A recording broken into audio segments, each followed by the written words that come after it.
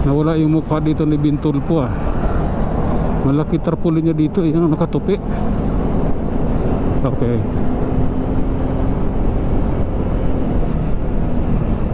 Up ya. Palakay lang tayo mga idol. Kasi may mga bukol-bukol dito sa flyover na kailangan nating iwasan. Okay. Sino to? Okay, kala ko tatawid eh. Vendors naman yun. May karapatan siyang tumawid. Ayan. Medyo mabilis ang takbo rito. Pakyat, iwan ko lang doon sa pag dating si Babaw kung anong meron.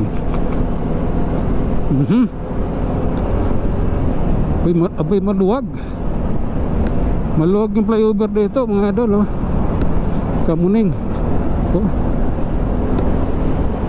Di tayo gagapang-gapang dito sa gilid na yan. May nakalagay na rubberized na kulay puti. Solid lane ba? Oh, maluwag eh.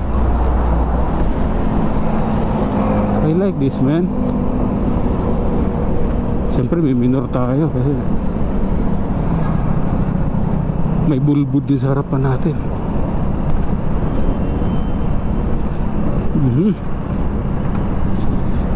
Medyo ang tigas na ng mga daliri ko mga idol.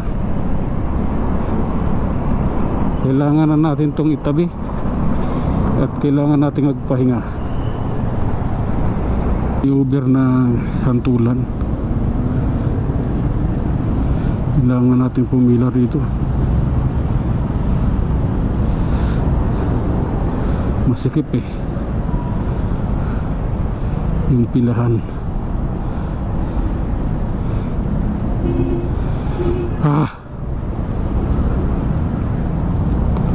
Okay, dito tayo. Ayan mga idol, eto na yun, Santulan flyover. Hopya, lalay lang. Okay.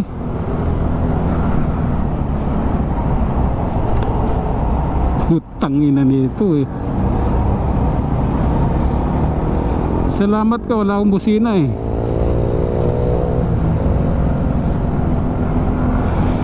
Sko.